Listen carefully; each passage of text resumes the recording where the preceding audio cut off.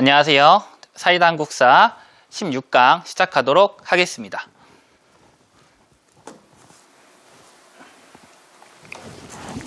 자, 이제 오늘부터 이제 우리가 배울 내용은요, 이 조선시대 수치체제의 변화에 대해서 좀 살펴볼 거예요. 사실 수치체제의 변화 자체가 좀 어려운 내용들이 좀 많이 들어있어요. 이 부분은 우리가 좀 시간을 넉넉하게 가지고 충분히 이제 그 내용을 좀 이해하고 접근을 하는 게 되게 중요하거든요. 이 부분은 수능에서도 꽤 늘 매 모의고사마다 일정한 비율로 출제가 되기 때문에 여러분들께도 이 내용이 조금 비중 있게 다루어졌으면 좋겠다는 생각입니다. 그래서 제가 조금 이 부분은 사료보다도 전체적인 내용을 좀 다루어 봤으니까 내용을 잘 따라오면서 이해한 다음에 그 다음 같이 넘어가 봤으면 좋겠습니다. 자, 그럼 보도록 할게요. 자, 이제 우리가 수치체제를 살펴볼 건데, 사실은 이제 수치체제를 볼 때에는 우리가 토지제도도 좀 이해를 해야 돼요.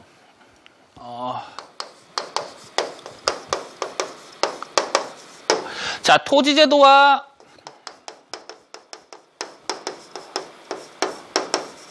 자, 이 수치제도를 이제 같이 한번 볼 것인데, 토지제도는 여러분 쉽게 말하면 수조권입니다. 수조권. 그러니까 뭐 토지제도는 토지의 소유와 관련된 여러 가지를 이야기하는데 보통 토지제도에서 다룰 때는 이 수조권을 주로 이야기를 합니다. 자, 수조권이 뭐라고 했었죠? 맞아요. 바로 토지, 그러니까 관리들이 일을 한 대가로 부여하는 세금 거둘 수 있는 권리라고 얘기했었죠. 바로 이 수조권과 관련된 건데요. 이것도 좀 간단하게 짚어보려고 해요. 그 다음에 이제 수치제도와 관련된 내용들을 같이 한번 좀 보겠습니다. 먼저 토지제도입니다. 토지제도를 좀 보면 이 고려부터 시작을 합니다. 여러분들 프린트는 다 이게 완성되어 있는 형태로 돼 있어요. 이게 좀 잘 안 보일 수 있습니다. 그죠? 안 보일 수 있는데 좀 설명을 좀 들으면서 여러분들 찾아가면 좋을 것 같아요. 자, 그래서 보시면 이 토지제도는 보시는 것처럼 전식과, 고려시대는 전식과였습니다. 즉 관리에게 주는 복무의 대가로 주는 그런 토지제도가 전식과로 운영이 됐는데, 이것이 이제 무신정권과 원간섭, 대몽황쟁, 원간섭기 등을 거치면서 붕괴가 돼요. 그리고 고려 말기에, 고려 말에 이르러서 이러한 붕괴된 토지제도들을 전부 수습을 해서, 그러니까 전식과 이후에도 뭐 여러 토지제도가 있습니다만 생략을 하고요. 그게 다 수습이 돼가지고 만들어진 게 바로 뭐냐면 이 토지제도에 있어서는 바로 과전법입니다. 그러니까 과전법을 실시할 때, 그러니까 이걸 알아두셔야 돼요. 사람들이 가지고 있는 진짜 토지를 모두 몰수한 건 아니에요. 즉, 이 과전법은 무엇과 관련되어 있는 거냐면 여기 나와 있는 이 수조권과 관련이 되어 있습니다. 수조권을 모두 몰수한 겁니다. 그리고 수조권을 재분배한 거예요. 이해가 되시죠? 네. 과전법은 고려 말에 실시가 되었지만 조선의 건국을 위해서 준비된 새로운 토지제도예요. 수조권을, 기존의 수조권을 폐지하고 새로의 수조권을 분배를 한 것입니다. 그게 바로 과전법이에요. 근데 과전법에 원칙이 있습니다. 원칙. 이 원칙이 여기 지금 나와 있죠? 네. 원칙 아마 여러분들도 이제 프린트로 확인하실 텐데, 원칙을 같이 보면 원칙은 크게 세 가지예요. 세 가지가 무엇이냐? 첫 번째, 자, 경기도에서만 준다. 경기도에만 이 과전을 배분한다는 것이고, 두 번째는 자, 전현직 관리, 즉 퇴직한 관리에게도 자, 퇴직금조로 과전을 부여한다는 것이고, 그다음 세 번째, 자, 공무 중 관리들이 죽을 수가 있어요. 그걸 대비해가지고 과부에게 주는 것, 몸을 지키는 땅 해서 수신전, 그러니까 수신전, 그 다음에 자, 고아가 된 아이들에게 주는 휴량전 등이 있습니다. 네, 이런 것들이 있어요. 수신전, 휴량전 등이 있습니다. 그러니까 이게 문제는 뭐냐면 시간이 흐를수록 사실은 이 부담이 돼요. 왜 부담이 되냐면 전직관리에게도 주다 보니까, 즉 전직관리가 소유한 토지의 수가 늘어나요. 그렇게 되니까 어떤 일이 발생을 하느냐? 경기도에 나눠줄 토지가 부족해져요. 그래서 결국 나중에 시간이 흘러서 태종 때는 삼남지방, 충청, 전라, 경상도까지 과전을 확대합니다. 근데 이것도 사실 한계인 것이 과전은 관리들에게 주는 월급을 얘기하는 거예요. 그런데 그럼 관리들한테 월급을 다 주고 나면 조선의 재정은 무엇으로 운영을 합니까? 재정에 점점 부담이 된다는 거죠. 심지어 수신전과 휴량전의 명목으로도 가져가는 경우가 많아요. 토지가 처음 받을 때야 이건 국가에서 준 거니 하지만 토지의 수조권을 가지고 10년, 20년 지나고 나면 이것이 내 땅인지 네 땅인지 내가 언제 수조권을 받았는지 이거 대대로 물려받은 것 같은데 이런 느낌이 들면서 유야무야되고 이런 여러 가지 등으로 인해서 결국 과전법 하에서 수조권을 나누어줄 토지가 부족해지는 상황이 벌어집니다. 토지는 있지만 그것마저 줘버리면 국가재정은 아예 운영을 못하는 거죠. 그래서 이 과전법 체제를 일부 개정을 합니다. 그게 바로 뭐냐면 직전법이에요. 그럼 직전법의 핵심은 결국 직전법의 핵심이 바로 뭐냐면 현직 관리에게만 준다는 겁니다. 지금 현직 관리만 준다. 그러니까 전직 관리는 몰수한다는 거죠. 그럼 당연히 수신전, 휴량전 폐지가 되는 거죠. 문제가 생겨요. 그러면 관리들 입장에서는 자신이 관직에 남아 있을 때 최대한 이 재산을 확보하려고 하는 그런 욕심이 또 생기는 거죠. 그러다 보니까 어떤 문제가 생기냐면 이런 결과 수조권을 남용하는 문제가 생겨요. 덕었거나 또는 수조권 이외의 것을 요구하는 등 횡포를 부리게 되는 것이죠. 이런 문제가 결국 생기게 됩니다. 그러자 이거를 개선하기 위해서 직전법을 약간 보완을 해요. 보완을 하는 게 나와 있는 바로 관수관급제죠. 자, 관수관급제의 핵심은 바로 뭡니까? 자, 과전에서 직전까지는 다 뭐냐면 관리들이 직접 수조를 했어요. 직접 자기가 얻을 만큼의 세금을 거두었단 말이에요. 이런 과정에서 부정부패가 생기자 관수관급제는 어떻게 하냐? 관이 걷어서 관이 지급해 주는 거예요. 국가가 지급을 해주는 거죠. 그러니까 수조권은 있지만 자, 수조권은 있지만 그대로 있지만 자, 세금은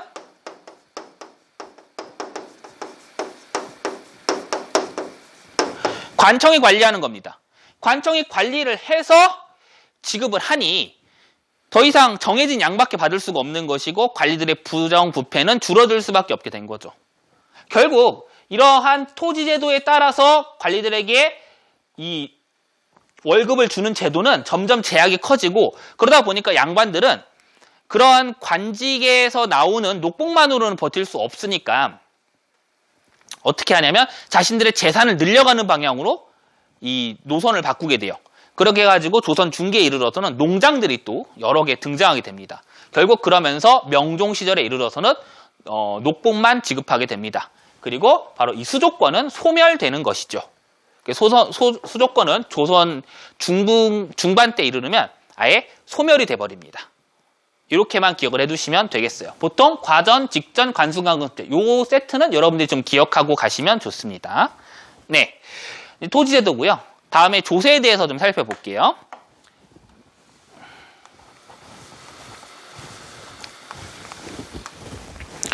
다음에 나오는 것은 바로 뭐냐면 조세입니다. 조세. 자, 이제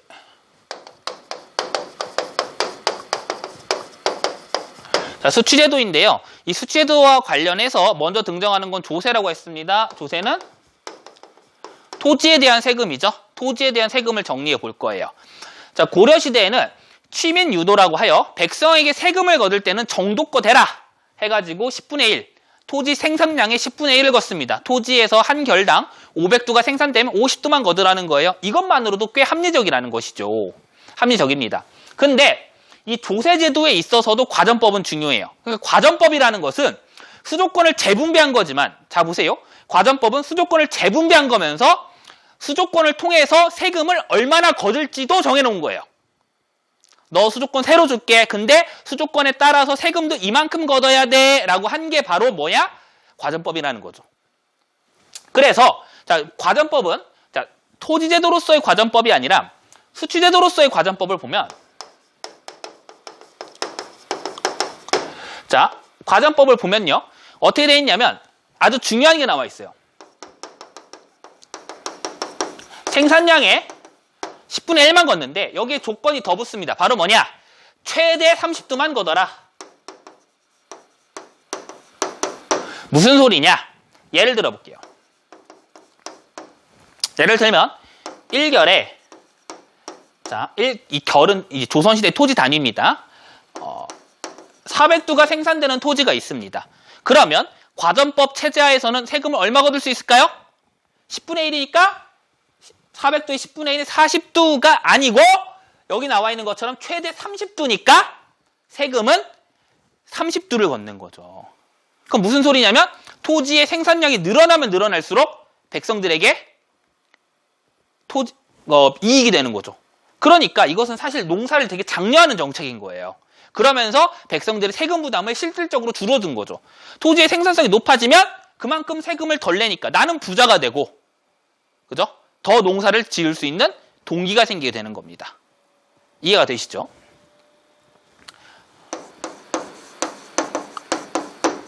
이해가 되시죠? 네. 자, 그러다가 우리의 세종대왕 때 그야말로 정말 최고의 왕이죠. 세종대왕 때 공법이 시행이 됩니다. 자, 공법은 조세제도를 이 과전법을 조금 더 정비를 한 거예요. 크게 보면 이 공법에는 두 가지가 들어가는데 먼저 첫 번째로는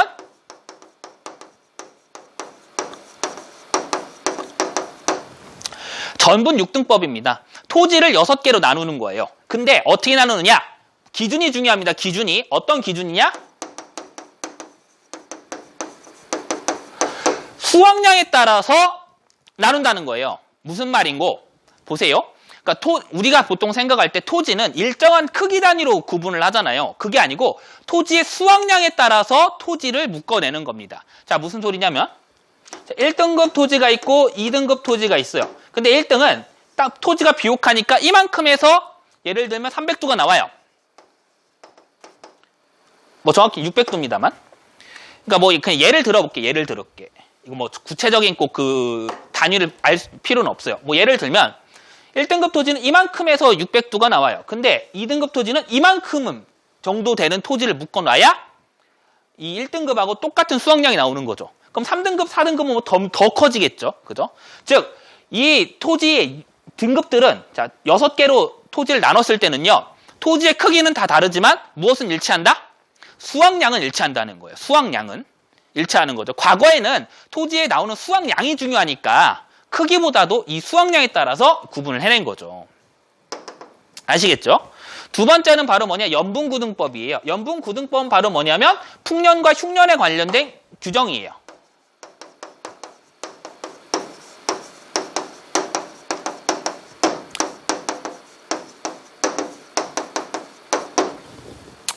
과거에는 풍년과 흉년을 재는 단위가 사실은 관리들에 의해서 좀 자의적인 부분이 많았어요.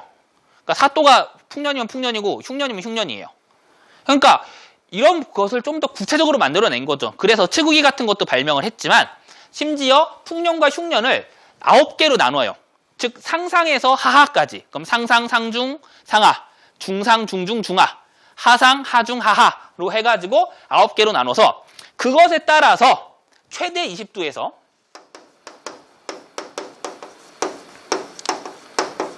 최하 4두까지 최대 20두에서 최하 4두까지만 수취하게 한 것입니다. 그러니까 만약에 정말로 어려운 흉년이 든다면 농민들은 4두만 내면 돼요.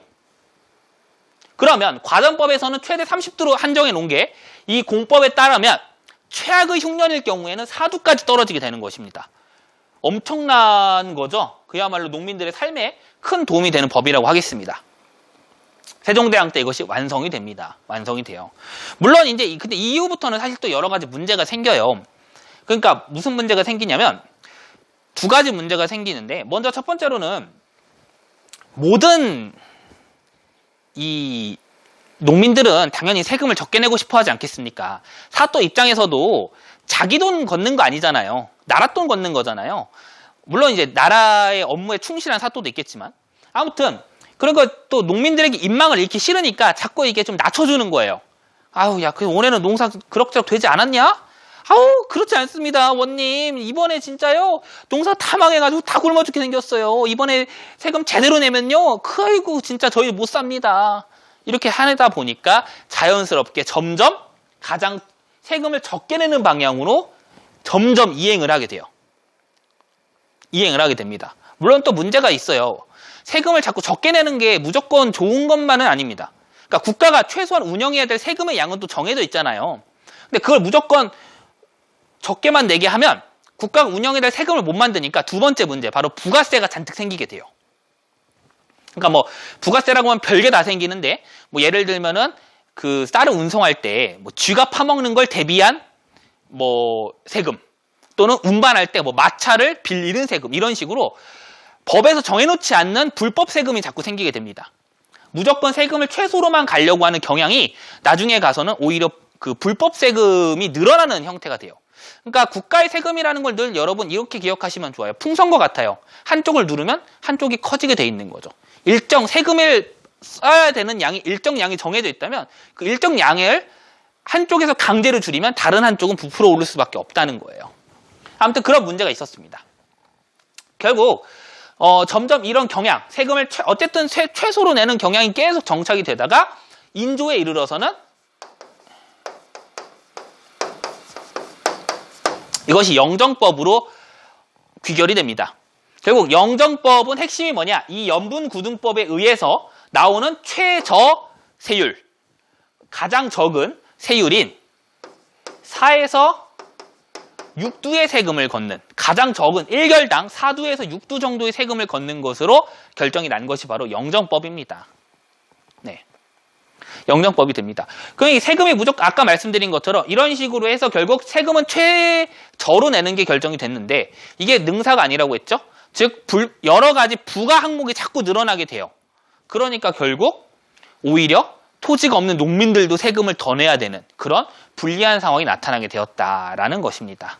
이런 문제가 또 있어요. 무조건 줄여주고 없애주는 것만이 능사가 아니고 합리적으로 세금을 걷어서 합리적으로 사용하는 것이 오히려 이 국가 전체에 도움이 될 수도 있다는 걸 우리가 확인해 볼 수도 있죠. 영정법은 공식세금이지만 부가세라는 것은 부정부패의 수단이 되기 좋거든요. 자, 아무튼 그렇습니다. 그럼 다음으로 넘어가 볼게요. 자, 공납제도입니다. 공납 한번 같이 한번 살펴보시죠.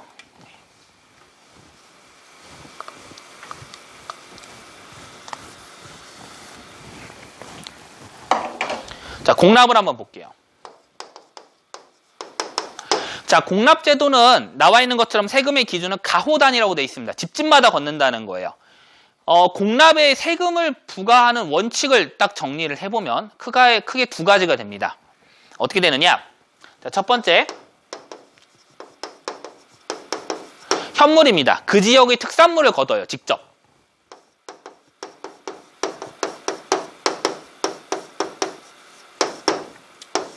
자, 두 번째는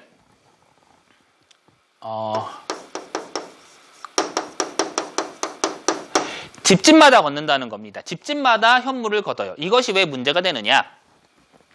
공납제도는 사실 그 빈부격차를 고려한 세금제도는 아닙니다. 집집마다 부과를 하니까요. 예를 들면 복숭아를 20개를 갖고 와라 라고 하면요, 그러니까 가난한 철순의 집이나 부자인 영인의 집이나 똑같이 20개를 갖고 와야 되는 거예요. 그럼 부자 집에서는야 뭐 20개 정도 낼 수 있지만 가난한 집안에서는 20개 못 내요. 어렵단 말이야. 그러니까 이게 사실은 이미 공납에 문제가 돼요. 그리고 그나마 주변에서 구할 수 있는 특산물이면 괜찮은데 이게 시기에 따라서 바뀌는 경우도 생겨요. 또는 어떤 때는 그 여러 사정에 따라서 구하지 못할 걸 구하라고 하는 경우도 있어요. 예를 들면 뭐 내륙에서 물고기를 갑자기 바닷고기를 잡으라고 하던가 뭐 이런 경우죠. 제주도 같은 경우는 특히나 이 감귤을 공납으로 많이 거뒀는데, 감귤을 농사를 짓고 그걸 국가에 바치는 게 얼마나 힘들었는지 농민들이 감귤나무를 뽑아버리는 경우도 종종 발생했다고 합니다. 그랬다고 해요. 네. 아무튼 이런 문제가 있습니다. 이런 문제가 있다 보니까 이것이 이제 나중에 큰 문제가 돼요. 보시면 나중에는 이 공납이 엄청나게 큰 부담이 됩니다. 그러니까 어느 시기에는 뭐 늘 그렇다는 건 아니고 어느 시기에는 이 공납이 전체 세금의 거의 70% 가까이를 차지할 정도로 부담이 커지게 돼요. 그러니까 이 공납 공납뿐만 아니라 뭐 별공, 진상 등 그러니까 수시로 걷는 세금도 많았어요. 그러니까 국가에서 필요하면 수시로 걷어도 되는 거예요.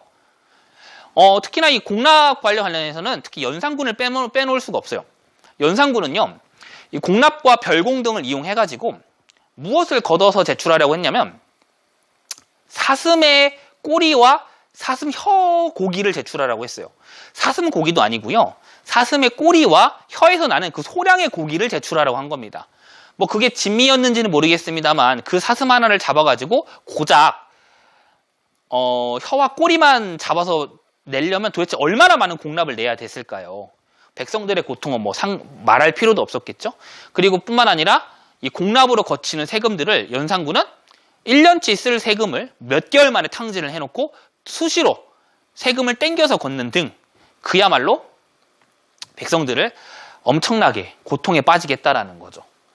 아무튼 이런 여러 가지 문제가 생기니까 이 공납에서 나타나는 폐해가 등장합니다. 체크해두세요. 따로 여러분 밑줄 딱 긋고 별표 빵빵 쳐놓으시기 바랍니다. 그게 바로 뭐냐? 방납의 폐단입니다. 방납.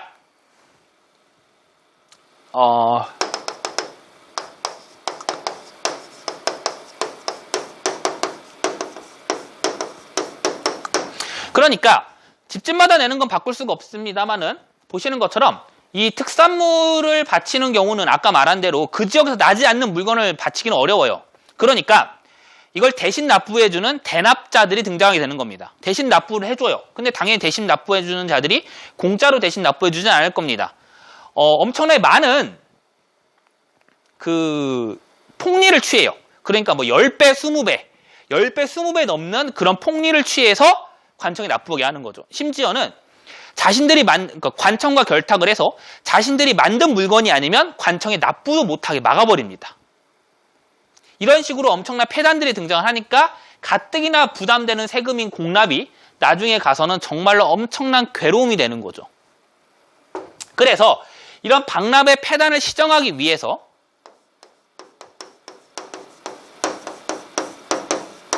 일부 고을마다 대안을 세우게 돼요. 그게 바로 뭐냐? 수미법입니다. 쌀로 걷는 거예요. 그러니까 몇몇 지방과들은 도저히 백성들의 고통을 지나치지 못해서 쌀로 걷고 쌀로 사 먹자 이런 식으로 내는 거예요. 쌀은 그래도 누구나 농사를 지으니까 있지 않습니까? 그죠? 주장을 했다는 것이죠. 어쨌든 임진왜란 이후에도 결국 해결이 되지 않는 이 방납의 폐단은 광해군 때 이르러서 드디어 결실을 맺게 돼요. 그게 바로 뭐냐?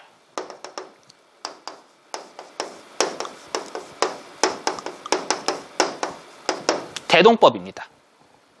대동법인 광해군 때 처음 경기도에서 시작이 돼요.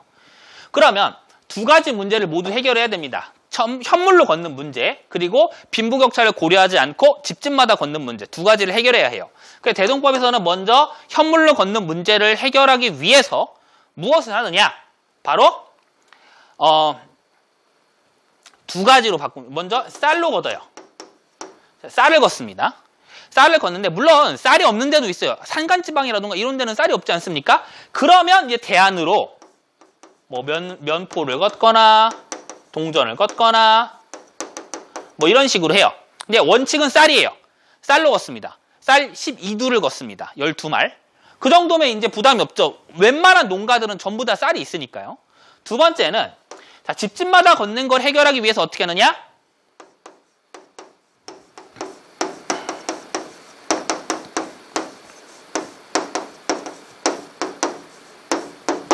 토지 결수에 따라 세금을 걷게 됩니다. 그야말로 대동법은 조선 후기의 개혁 중에서는 가장 과감하고 가장 혁신적인 개혁이었어요. 그러니까 현물 대신 쌀을 걷으니까 백성들의 부담이 확실히 줄죠. 그 다음에 가호 단위로 걷으니까 집집마다 걷는 것에서 토지 결수에 따라 걷으니까 빈부격차 고려가 돼요. 물론 뭐 상인 출신으로서 이렇게 부유한 자도 있겠습니다만 대부분의 농민들이 농업에 종사하는 조선 현실에서는 토지가 곧 부의 척도였단 말이에요. 그러니 이 토지 결수에 따라 걷는다는 건 부자는 많이 걷고 당연히 토지가 없는 농민들은 적게 걷게 되겠죠. 물론 뭐 나중에 가서 이것도 부정이 조금 생겨요. 소작 농민들에게 세금을 부과한다던가 이런 문제가 생기지만 어쨌든 공식적으로는 세금이 부담이 아주 현실적으로 줄어들게 된 것인 거죠. 이게 아주 중요한 거예요. 근데 여기서 이제 의도하지 않은 결과도 하나 생겨요. 즉 모든 세금을 쌀로 거두니까 그럼 특산품은 어떻게 합니까? 사드려야 되지 않겠어요? 그래가지고 대등법에서 거둔 이 쌀을 처분하기 위해서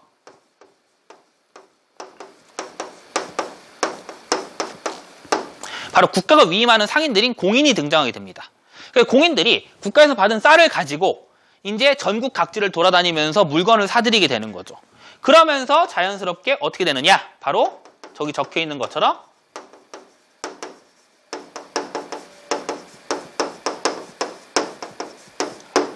상품화폐 경제가 엄청나게 발전을 하게 됩니다. 엄청나게 발전을 하게 돼요. 네. 그리고 이제 하나만 더 알아두세요. 이 대등법 하에서 거친 쌀을 관리하는 관청이 하나 생겨요. 그 관청 꼭 기억해 두시기 바랍니다. 바로 뭐냐?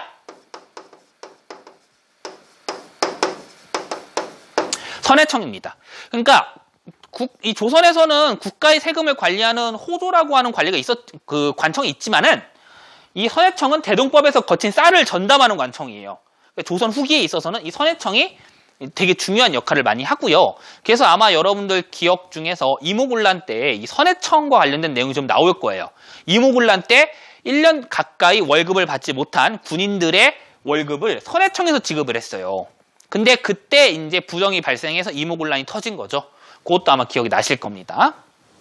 그래서 이런 정도만 기억을 해두시면 아주 좋을 것 같습니다. 사료를 바로 같이 한번 이어서 보도록 할게요. 자, 박납의 폐단입니다. 자, 고을에서 곡물을 상납하러 할 때 각 관청의 사주인들은, 박납업자들은 자기가 갖고 있는 물품을 관청에 대신 내고 그 고을 농민들에게 물건값을 턱없이 높게 쳐서 10배 이익을 취하니 이것은 백성의 피땀을 짜내는 것입니다. 오타가 났습니다. 얼마나 괴로웠으면 제가 2개를 썼겠어요. 짜내는 것입니다. 오타죠? 짜내는 것입니다. 이건 뒤에 건 지워주세요. 다음 대등법 실시를 보면 좌의정 이원에게 건의로 대등법을 비로소 시행하여 백성들에게 쌀을 거두어 서울로 옮기게 했는데 경기에서 시작하고 드디어 선해청을 설치하였다라는 기록이 나와 있습니다. 아주 중요한 기록이죠. 네. 그래서 조선 후기에는 아주 중요한 그 개혁 중에 하나니 꼭 기억을 해두시기 바랍니다. 다음 여기에요. 자, 지우고 하겠습니다.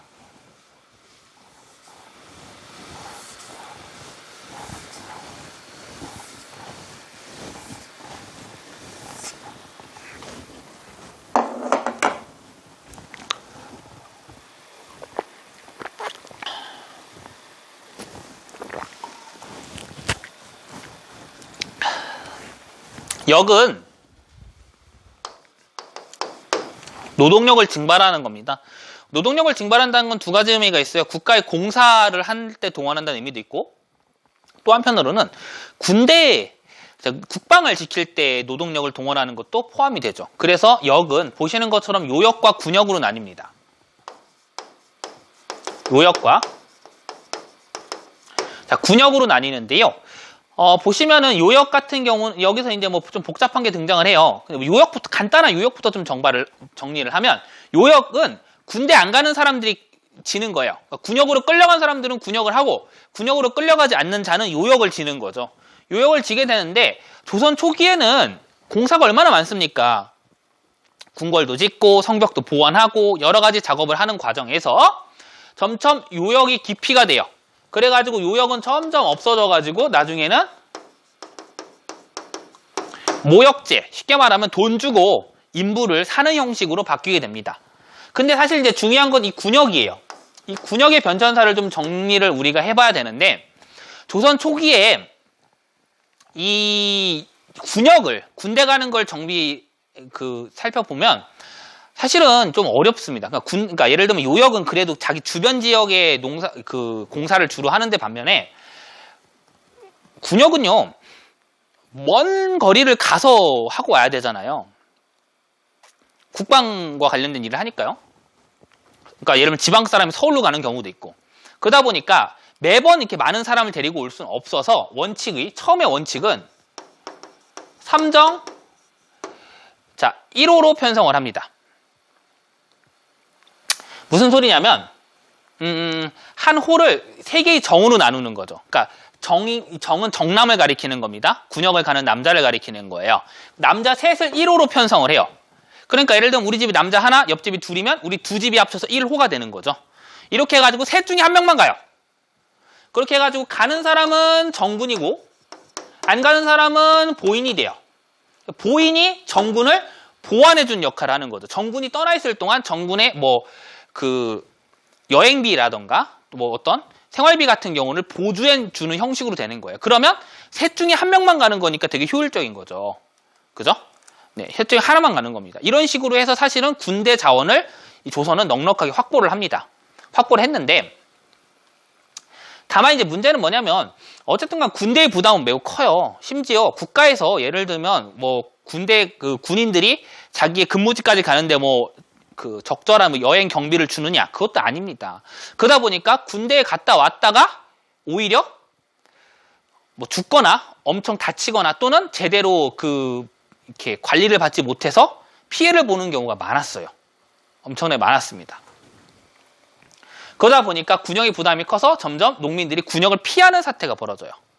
요역도 사실은 부담이 엄청 컸습니다. 제가 아까 간단하게만 설명하고 넘어갔는데 요역 중에서 진짜 괴로웠던 요역이 바로 뭐냐면 한겨울에 한강에 가가지고 얼음을 써는 거예요. 그래가지고 그것을 서빙고, 빙고에다가 넣어놓는 거죠. 얼마나 괴로웠겠습니까, 여러분? 상상을 해보세요. 막 그 한겨울에 그 두터운 한강에 가서 톱질을 해가지고 그 얼음을 날라서 빙고에 넣어놓고 하는 게 결코 쉬운 일은 아니었다는 겁니다. 아무튼 요역도 되게 힘들고 군역도 마찬가지예요. 아까 말한 대로 요역이 점점 소멸해 가자 이번에는 요역에서 해야 할 그러한 노동을 군인들, 군역에 부과를 해버려요. 그러니까 이번에 군역을 가는 사람은 군인으로서 복무를 하기 위해서 6개월 단위로 올라가는 것도 힘든데 가서 예전에 요역에서 하는 사람들이 하던 노동까지도 같이 하게 되는 겁니다. 군인 플러스 노동까지 하게 되는 거예요. 얼마나 괴로웠겠습니까? 그죠? 그러자 이런 괴로움이 점점 커지자 이제 불법이 나타나게 돼요. 그렇게 쉽게 말하면 결국 내가 힘들다면 이거 대신할 사람 내가 어떻게 좀 모아서 대신 보내면 되지 않나 하는 생각이 드는 거죠. 또 지방정부도 마찬가지예요. 지방정부도 재정이 궁핍할 때는 자꾸 밥 먹여야 하고 하는 그런 사람들 오는 것보단 그렇게 와가지고 오는 그런 군대가 자꾸 모여서 밥 축내고 하는 것보다는 차라리 돈 받으면 편하다라고 하는 약간 불법이 이제 만연하게 되는 거예요. 그래가지고 등장한 게 바로 뭐냐? 반군수포예요. 돈 낼 테니까 오지 마라. 너, 야, 와봐. 너 군대 오는 거 힘들잖아. 그냥 우리한테 돈 줘. 우리 병마형에 돈을 주면 너 그냥 왔다 치고 내가 명부에 적어줄게. 이런 식으로. 즉, 군포를 받고, 배와 쌀은 당시에 이 화폐 기능을 했으니까요. 군포를 받고 군인을 놓아주는 반군수포의 불법이 횡행을 하게 됩니다. 심지어는 대립제가 횡행하게 돼요. 대립제가 횡행하게 됩니다. 대신 보내는 거예요. 그래가지고 저기 철순에는 맨날 군대만 가 있는 거예요.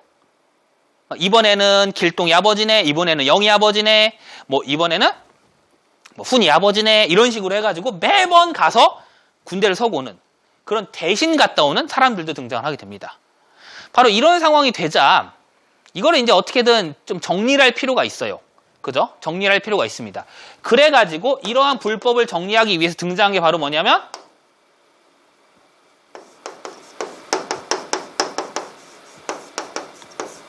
군적수포제예요. 쉽게 말하면 군적에 올려있는 사람들을 일일이 다 동원할 게 아니라 필요에 따라서만 동원을 하고 이 사람들에게는 세금을 걷는 겁니다. 군대 오기 싫지? 오케이, 좋아. 이해해. 그러면 너 군대 오는 대신에 세금 내라. 세금 얼마 안 내? 많이 안 내? 뭐 얼마 안 내니까 세금 내. 세금 내면은 그냥 깔끔하게 정리되는 거 아니냐. 그러니까 세금 대신 내고 오지 마. 이런 식으로 정리를 한 거죠. 그래서 군적수포제가 정착이 되고 농민들은 군대를 가지 않는 대신 세금을 내게 됩니다. 그 군역의 대가로 세금을 내는 거죠. 이것도 사실 엄청나게 부담이 컸다고 합니다. 결국 군적수포제는 정착이 되면서 군역에 끌려가지 않는 건 좋으나 세금을 많이 걷게 되니 사실 이건 엄청나게 부담이 돼요.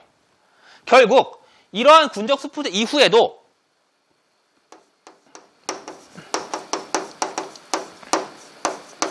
문제는 발생을 해요. 문제는 크게 두 가지입니다. 문제는 일단 첫 번째로는 자, 세금 부담이 크다.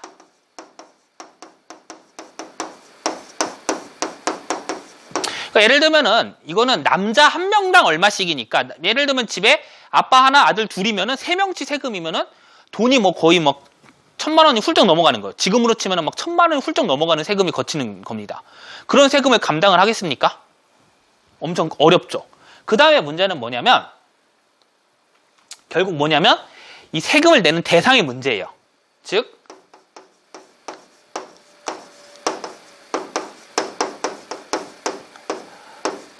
세금 납부자가 점점 시간이 갈수록 줄어드는 문제가 생겨요. 여러 가지 문제가 생기죠. 세금이 부담스러우니까 사람들이 도망을 쳐요. 노비가 되면은 세금을 내지 않아도 되죠. 또는 아예 대놓고 큰 돈 들여서 신분을 사버리는 거예요. 군역은 예를 들면은 과거 준비생은 세금을 내지 않아요. 양인 이상은 과거를 준비할 수 있지 않습니까? 과거를 준비한다는 공식 인증은 뭐 향교라던가 이런 데 학생으로 등록을 하는 방법 등이 있어요. 그런 식으로 해가지고 세금은 부과를 빠져나가 버리는 거예요. 그러니 어떤 문제가 생기느냐? 그러니까 세금 부담은 큰데 세금 납부자는 점점 도망가거나 줄어들어요. 그러면 어떻게 제가 말씀드린 것처럼 조선의 세금은 총액제라고 했죠? 총액이 정해져 있으니까 어떤 문제가 생기느냐? 남아있는 사람의 세금 부담이 점점 커져요. 그래서 우리 지난 시간에 봤던 것처럼 어떤 폐단이 생기느냐? 족징, 가족이 도망가면, 친척이 도망가면 친척 세금을 대신 내고, 인징, 이웃사촌이 도망가면 이웃사촌의 세금을 대신 내는 말도 안 되는 일이 벌어지는 것입니다. 그러니까 이거를 해결하기 위해서 등장한 법이 바로 뭡니까? 영조 때의 균역법이에요. 자, 대동법처럼 이 균역법이 사실 이러한 문제들을 모두 해결하면 좋은데 결국 핵심은 이거예요. 세금 부담하는 사람의 수를 늘리면 해결이 됩니다. 총액은 정해져 있으니까요. 근데 이거를 사실 해결을 못해요. 시행을 못합니다. 균역법의 핵심은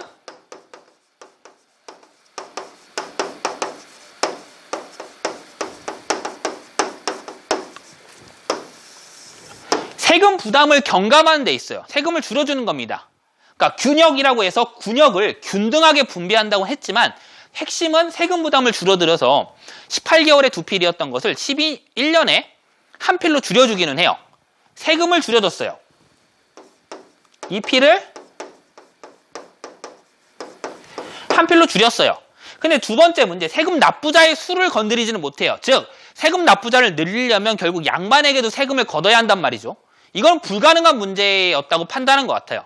영조는 결국 이걸 판단하지 못합니다. 세금 부담을 줄였고, 근데 세금 납부자를 늘리지 못했으니 결국엔 세금을 다른 항목에서 갖고 올 수밖에 없는 거죠. 즉, 세금을 보충하기 위해서 어떻게 했느냐? 토지의 세금을 더 걷어요. 사람은 도망가도 토지는 도망가지 않으니까요. 결작을 부과하고 지방의 유력한 사족이라던가 농민들에게 선무군관이라고 하는 명예직을 주고 세금을 더 내게 하고요. 또는 지방세에 해당되던 물고기 소금, 배에 해당되는 어염선세를 국가가 걷는 등 여러 가지 조치로 세금 보충을 합니다. 결국 하지만 세금 납부자 자체를 늘리지 못했기 때문에 균역법은 이후에 가서도 백성들의 큰 부담이 되었습니다. 보면 군포징수의 폐단과 관련된 사례입니다. 같이 뒷장에 있어요. 보면 자 10만여의 민호로 50만의 양역을 감당해야 하니 나머지는 도망가거나 양반됐다는 거죠. 한 집에 남자가 4-5명 있어도 군역에서 벗어나지 못합니다. 이런 말이 쭉 나와 있고 자 도망가거나 죽은 자의 몫을 채울 수 없으니 백골징포 죽은 자에게도 포를 걷고요. 황구첨정 여러분 황구는 갓 태어난 새의 노란 부리를 얘기해요. 그러니까 새끼 새는 부리가 노랗답니다. 어린 아이에게도 걷는 거죠. 그리고 인징과 족징까지도 거두게 되니 너무나 괴롭다라고 되어 있습니다. 그래서 균역법을 만듭니다. 양역을 끝내 변통하지 못한다면 도선은 망할 것이다. 변통할 방도가 없겠는가? 대책을 하려라 해가지고 양인이 지는 군역을 균역법으로 개혁했다. 하지만 제대로 된 개혁이 아니었기 때문에 그런 보충 수단으로서 이러한 게 등장한다. 이 보충 수단이 시험에 많이 나오니까 별표를 빵빵빵 쳐놓고 꼭 기억하시기 바랍니다. 알겠죠? 다음 환국입니다. 선생님 이상해요. 환국은 가난한 백성을 도와주는 거잖아요. 근데 왜 이게 수치제도에 포함이 돼요? 맞아요. 이상한데 같이 한번 볼게요. 왜 이게 이렇게 나오는지.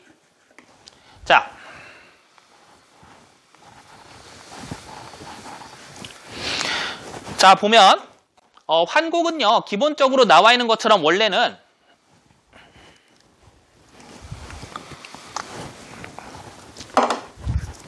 환곡은 원래 아이고 다시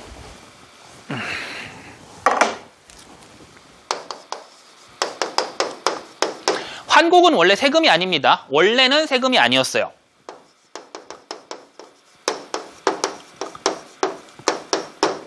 원래는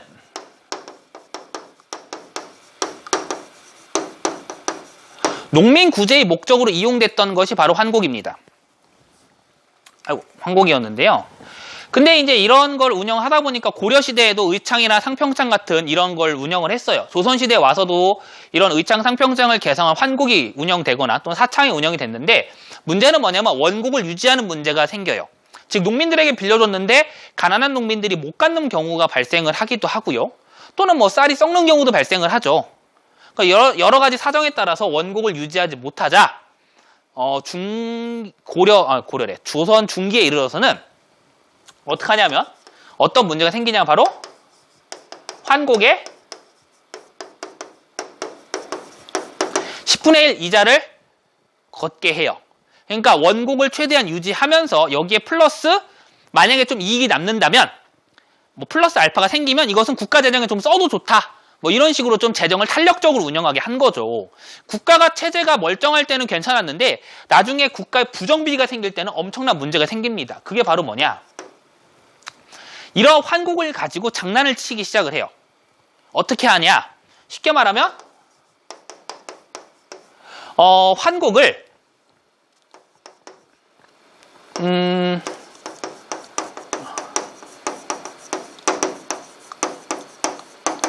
국가 재정처럼 사용하게 되니까 어떻게든 환곡을 많이 빌려주면 이익이 되는 거죠. 그러니까 백성들한테 가가지고 마구잡이로 환곡을 빌려줍니다. 심지어 멀쩡하지 않은 썩은 쌀을 빌려주고 제대로 된 쌀을 받는 등 그야말로 환곡을 마구 빌려주기 시작해요. 여기에 부정부패한 탐관오리가 붙으면서 그렇게 해서 벌어들인 막대한 수익을 탐관오리들이 마구 사용하고요. 그렇게 되니까 환곡은 점점 텅텅 비게 되고 백성들은 강제로 환곡을 빌려가게 되니까 괴롭죠. 그러니까 나중에 어떤 기가 막힌 일이 벌어지냐면 차라리 환곡을 안 빌리고 적게 이자를 내는 게 유리한 꼴이 된 거예요. 말도 안 되는.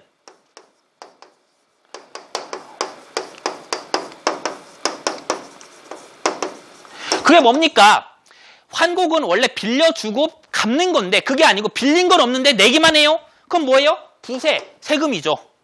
환곡이 세금처럼 바뀌어버리는 거예요. 우리나라 안동 하회 탈춤이나 이런 데도 가보면 맨 마지막 장면에 뭐가 나오냐면 이게 나옵니다. 아이고 환곡 환자곡 내시오. 환제요 환제. 이런 말이 나와요. 무슨 소리냐면 환곡에 대한 이자를 내라는 걸로 모든 관중들이 우르르 하고 흩어지는 장면들이 나와요. 그만큼 환곡이 무서운 거지요. 내가 빌리지도 않았는데 내야 돼요. 세금처럼 운영이 되는 거예요.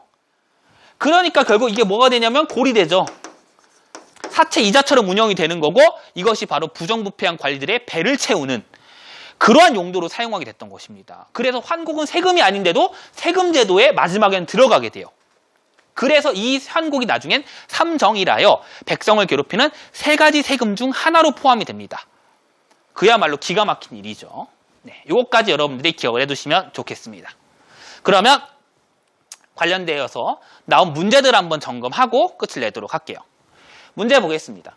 자, 곡물을 방납하는 폐단이 날로 심해졌다. 아, 이미 나와 있네요. 이거 보면 우리가 뭐라고 알 수 있겠습니까? 아, 그렇죠. 바로 공납제도이죠. 그죠? 공납제도의 폐단을 해결하는 것과 관련됐다고 우리가 짐작해 볼 수가 있겠죠? 자, 그러면 이것과 관련된 정책으로 옳은 것은입니다. 먼저 첫 번째. 자, 양반에게도 군포 징수한 것은 호포제로 이거는 흥선대원군 때 시행을 한 거고요. 관리에게 전지와 시지 지급한 거 전지와 시지, 전식과죠. 이거는 고려시대고요. 3번 관료전 지급하고 노급 폐지한 것은 이것은 통일신라 시대 때니까 해당이 없죠. 그죠? 4번 토산물에 쌀과 배 등을 징수하였다. 쌀과 배 등 징수하는 건 대동법이죠. 정답은 4번이 되겠습니다. 5번. 결작으로 1결당 쌀 2도. 결작은 균역법과 관련돼 있죠? 정답은 4번입니다. 다음. 가상대화에 가에 들어갈 내용으로 옳은 것은 양민의 군포 부담이 많다고 들었어. 군포 체크하시고 선포를 한 필씩 체크하시고 납부하는 땡땡을 시행하여 양민의 부담을 줄이시오. 줄어든 군포 수입은 결작, 어염, 선세, 국가재정 등 이런 걸 국가재정으로 돌린다. 이렇게 돼 있죠. 관련된 게 뭐겠습니까? 군포 부담을 줄이고 이러한 보충 방법을 통해 세금을 메꾼 균역법이 되겠죠. 정답은 4번이 되겠습니다. 네. 내용이 조금 어려웠죠? 그죠? 이 부분은 좀 어려운 부분인데 이번 기회를 통해서 한 번만 정리하시면 여러분들한테 엄청나게 큰 도움이 될 겁니다. 그러니까 조금 힘드셔도 좀 복습하면서 공부하시면 큰 도움이 될 거예요. 자, 오늘 수업 여기까지만 하도록 하겠습니다. 끝까지 잘 따라와 주셔서 고맙습니다. 안녕!